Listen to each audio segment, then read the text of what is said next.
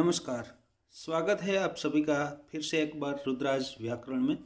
आज हम इस वीडियो में कक्षा 10 हिंदी सेकंड लैंग्वेज गाला असाइनमेंट 2023 का पेपर नंबर 6 का संपूर्ण सॉल्यूशन देखने जा रहे हैं। यदि आप इस चैनल में नए हैं, चैनल को अभी तक सब्सक्राइब नहीं किया है तो ज़रूर से चैनल को सब्सक्राइब करें, पास में रहे बेल आइकन को प्रेस करें ताकि आने वाले वीडियो की नोटिफिकेशन सबसे पहले आपको मिलती रहे। वीडियो को लाइक करें, कमेंट करें और अपने दोस्तों के साथ शेयर करना ना भूलें। तो आइए देखते हैं गाला असाइनमेंट 2023 पेपर नंबर 6। सबसे पहले विभाग ए जो कि गद्य विभाग आधारित है। निम्नलिखित प्रश्नों के नीचे दिए गए विकल्पों में से सही विकल्प चुनकर उत्तर लिखिए। जिसमें पहला क्वेश्चन है, जीवन की समस्या को किसने ठीक समझा, जिसका उत्तर आएगा चौनियों ने। इसके बाद परमाणु में क्या नहीं होता, जिसका उत्तर आएगा अणु। सही विकल्प चुनकर रिक्त स्थानों की पूर्ति कीजिए। सेवा समिति का आरंभ शारजहांपुर में हुआ। नंदन के अनुसार बहस का अंत नहीं था। निम्नलिखित वाक्यों में से सही वाक्यांश चुनकर पूरा वाक्य फिर से लिखिए। जो लंबा भाषण कर सकता है वह नेता बन सकता है। सदानंद का मन प्रसन्नता से नाच उठा क्योंकि मारवाड़ी सेठ ने एल्बम खरीद लिया था। निम्नलिखित प्रश्नों के उत्तर एक एक वाक्य में लिखिए। लोग अंतःकरण की अमीरी की सुगंध कब खो देते हैं, जिसका उत्तर है जब लोग अमीर बनने के कृत्रिम चाह में फंस जाते हैं, तब वे अंतःकरण की अमीरी की सुगंध खो देते हैं। किस खुशी में लाडली को नींद नहीं आ रही थी, जिसका उत्तर है काके को पुड़िया देने की खुशी में लाडली को नींद नहीं आ रही थी। इसके बाद कुटुंब व्यवस्था किस प्रकार नष्ट हो गई, जिसका उत्तर है हमारे देश में लोग खुद आगे रहना चाहते हैं, किसी को आगे नहीं बढ़ने देना चाहते हैं। इस प्रकार उदारता का अभाव होने से कुटुंब व्यवस्था नष्ट हो गई। इसके बाद निम्नलिखित प्रश्नों के उत्तर 2-3 वाक्यों में लिखिए। उज्जयिनी की राज्यसभा कवि कालिदास का सम्मान किस तरह करना चाहती है। उज्जयिनी की राज्यसभा का प्रत्येक व्यक्ति ऋतुसंहार के लेखक कवि कालिदास को जानता है। सम्राट ने स्वयं ऋतुसंहार पढ़ा है और उसकी प्रशंसा की है, इसीलिए उज्जयिनी के राज्यसभा कवि कालिदास को राजकवि का सम्मान देकर उन्हें सम्मानित करना चाहती है। सुधा ने स्त्री पुरुष के भेदभाव के लिए क्या निश्चय किया, जिनका उत्तर है सुधा ने विज्ञापन में छोटे छोटे अक्षरों में महिला उम्मीदवार आवेदन न भेजे वाक्य पढ़ा तो यह बात उन्हें पची नहीं। उन्होंने निश्चय किया कि वे टेल्को कंपनी के सर्वोच्च अधिकारी को सूचित करेंगी कि उनकी कंपनी महिलाओं को इस प्रकार का अन्याय कर रही है। इसके बाद है खुश रहना केवल एक जरूरत नहीं, यह एक नैतिक उत्तरदायित्व भी है। कैसे, जिसका उत्तर है फ्रांसीसी लेखक आंद्रे गिद के कथन का उल्लेख करते हुए कहते हैं कि खुश रहना मनुष्य की जरूरत ही नहीं है, बल्कि यह उसका नैतिक उत्तरदायित्व है। हमारे सुख दुख की छत दूसरों को भी लगती है, इसलिए हमारा कर्तव्य है कि न हम उदास हो और न दूसरों को उदास करें। हम खुश रहेंगे तो अन्य भी खुश रह सकते हैं। इसके बाद है निम्नलिखित प्रश्नों का उत्तर 4-5 वाक्यों में लिखिए। ऊर्जा के बारे में संक्षेप में बताइए, जिसका उत्तर किसी वस्तु में उसकी गति के कारण निहित ऊर्जा तो गतिज ऊर्जा कहते हैं। किसी वस्तु की गति ऊर्जा उसकी चाल के साथ बढ़ती है। कह सकते हैं कि किसी निश्चित वेग से गतिशील वस्तु की गति ऊर्जा उस वस्तु पर इस वेग को प्राप्त करने के लिए किए गए कार्य के बराबर है, ऊर्जा में परिवर्तन के बराबर है।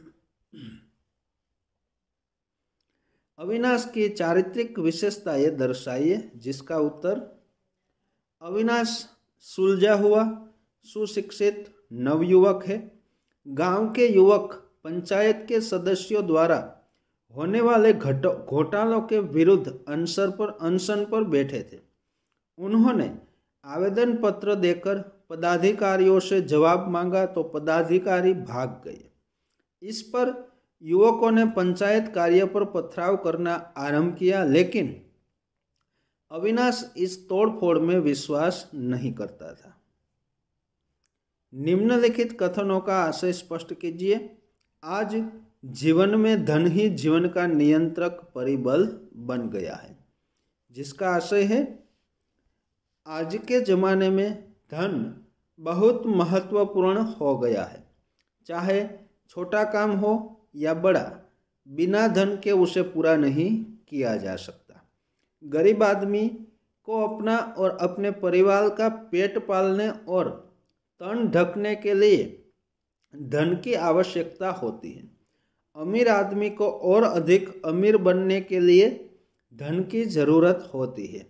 आज के मनुष्य की वृत्ति और प्रवृत्ति दोनों ही भ्रष्ट हो गई है। इस तरह आज धन ही जीवन का नियंत्रक परिबल बन गया है। इसके बाद है, कविता आत्मा की कला है, संवेदना का सौंदर्य है। जिसका आशय है, कविता मात्र शब्दों का समूह न होकर कवि के हृदय से शब्दों के रूप में निकली हुई सुंदर भावना होती है। कविता के माध्यम से कवि अपने मन में होने वाले बोध को सुंदर ढंग से कागज पर उतारता है। कविता में उसकी भावना की छाप दिखाई देती है। कविता संवेदना का सौंदर्य है। इसके बाद विभाग बी, जो पद्य विभाग है। निम्नलिखित प्रश्नों के नीचे दिए गए विकल्पों में से सही विकल्प चुनकर उत्तर लिखिए। इंद्र के अनुसार कहाँ रहना तोते की मूर्खता थी? जिसका उत्तर है, सूखे तरु पर। भूख से लड़ता प्राणी कवि को कैसे दिखता है? जिसका उत्तर है, सुंदर। सही विकल्प चुनकर रिक्त स्थानों की पूर्ति कीजिए। अमीर खुसरो के अनुसार तोता गुणवंत है। प्रभु चंदन है तो भक्त पानी है। निम्नलिखित वाक्यों में से सही वाक्यांश चुनकर पूरा वाक्य फिर से लिखिए। लटुकी लेकर रसखान कृष्ण की भांति वन में भटकते हुए गायें चराना चाहते हैं। मीराबाई ने अपने सदगुरु की कृपा से राम रतन धन पाया।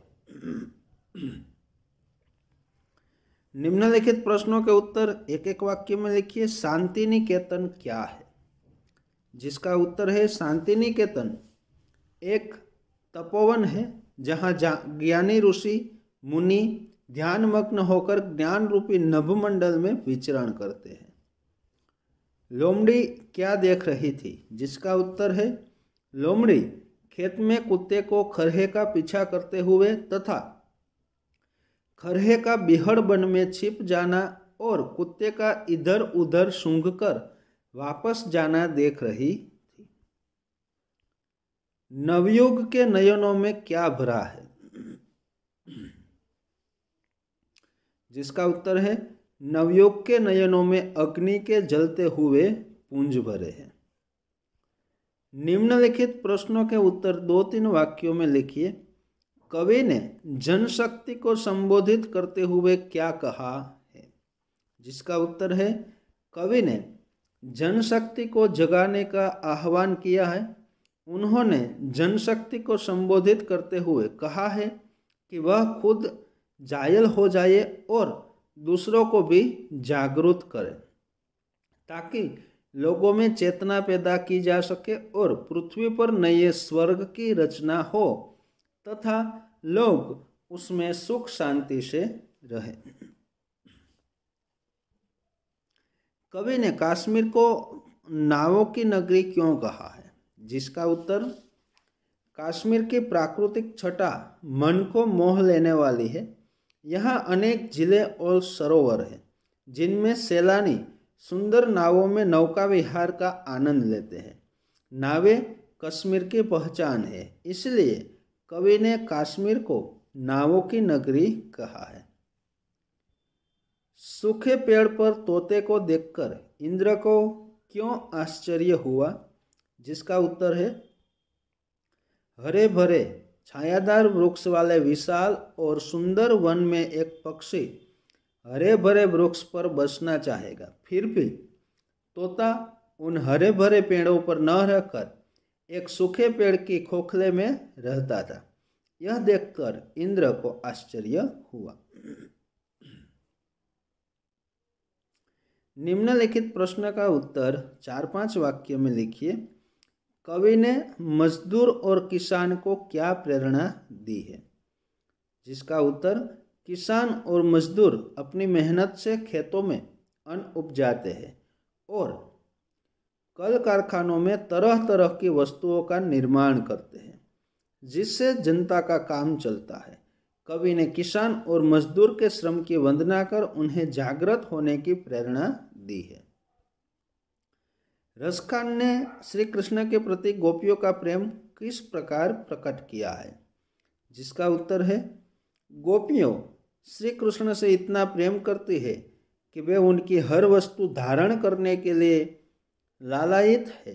वे श्री कृष्ण की तरह अपने सिर पर मोरपंख धारण करेगी, अपने गले में वे गुंजों की माला पहनेगी, पीले रंग का वस्त्र ओढ़कर और हाथ में लाठी लेकर वे श्री कृष्ण के ग्वाल वेश को धारण करेगी। इतना ही नहीं, वे गायों और ग्वालों के साथ साथ वन में भी भटकेगी। श्री कृष्ण के सारे रूप धारण करना उन्हें स्वीकार है, पर उनकी मुरली को वे कभी अपने होठों पर नहीं रखेगी। अपने होठों पर श्री कृष्ण की मुरली को रखकर उसे झूठा करके वे अपने आराध्य कृष्ण का अनादर नहीं करना चाहती। इस प्रकार रसखान ने श्री कृष्ण के प्रति गोपियों के प्रेम को बड़े सुंदर ढंग से प्रकट किया है। इसके बाद निम्नलिखित पंक्तियों का आशय स्पष्ट कीजिए। प्रभु जी तुम चंदन हम पानी, झाकी अंग अंग बास समानी।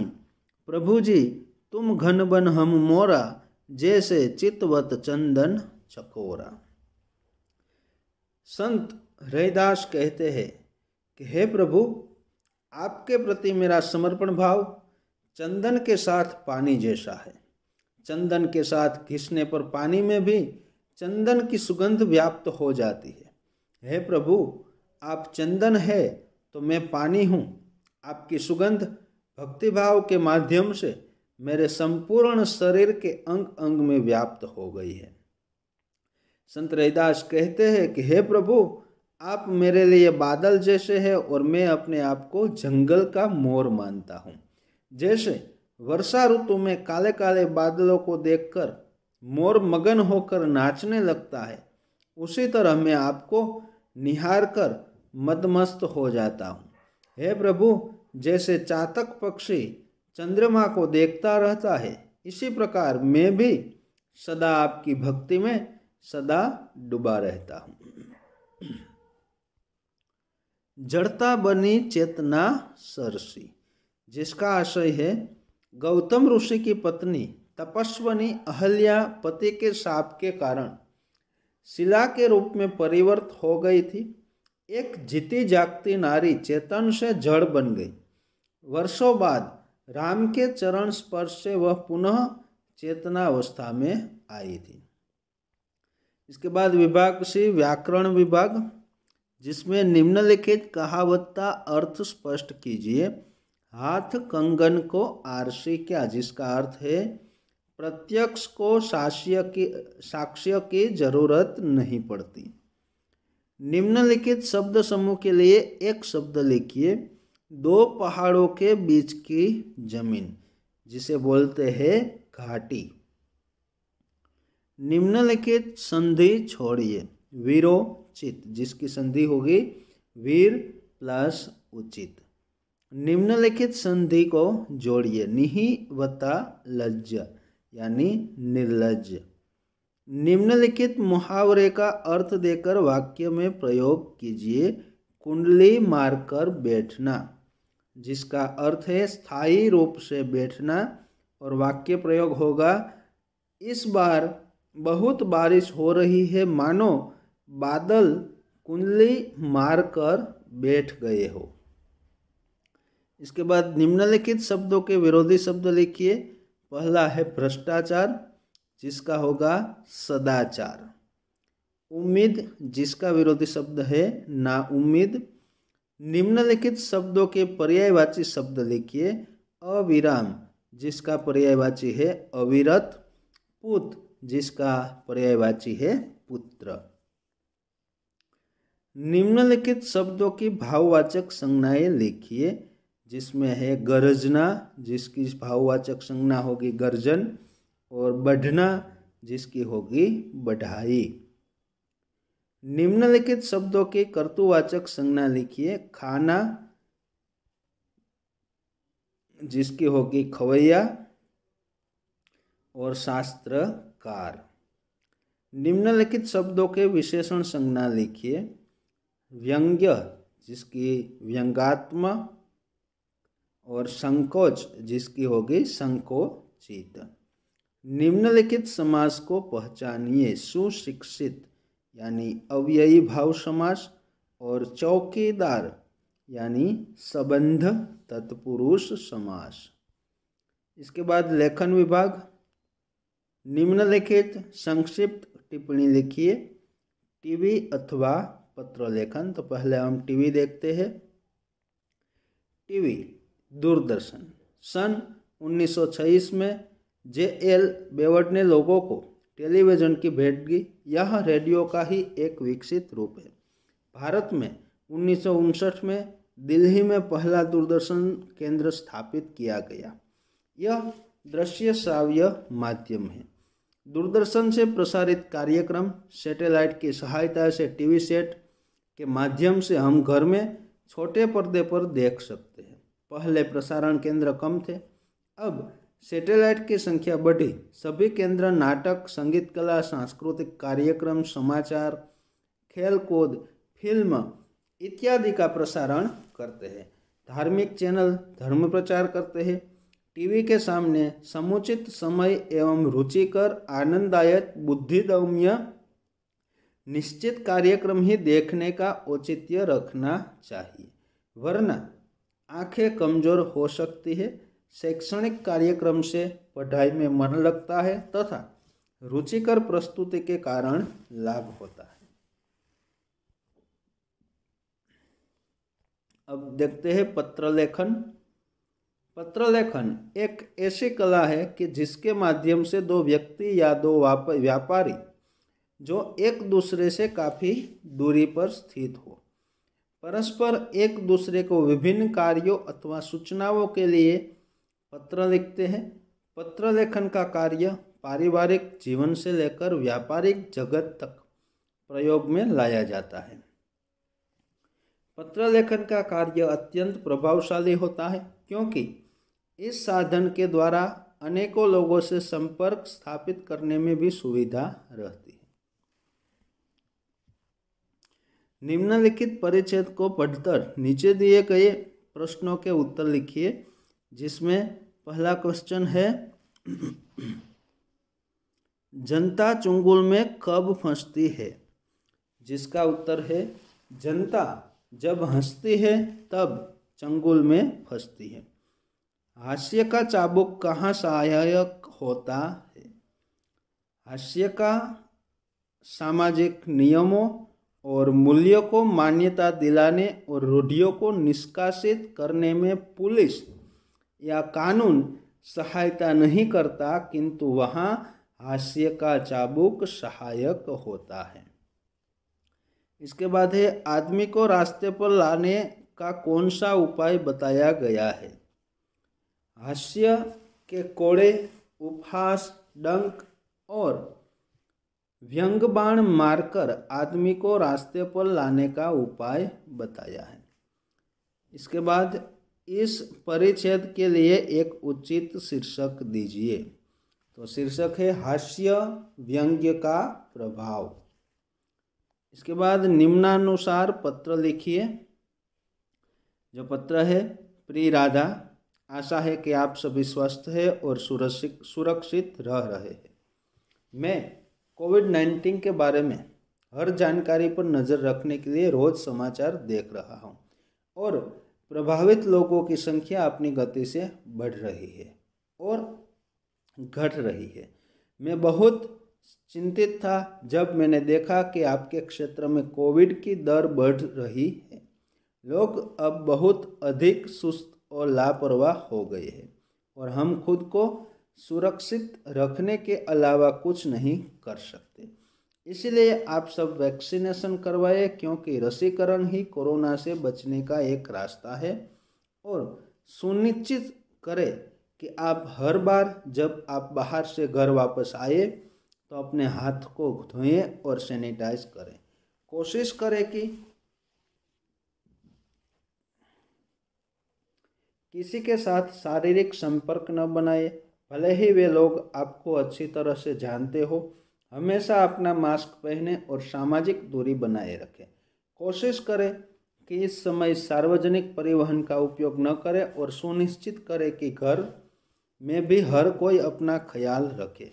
इसके अलावा जितनी जल्दी हो सके अपना टीका लगवाएं। हमें एक दूसरे से मिले हुए काफ़ी समय हो गया है।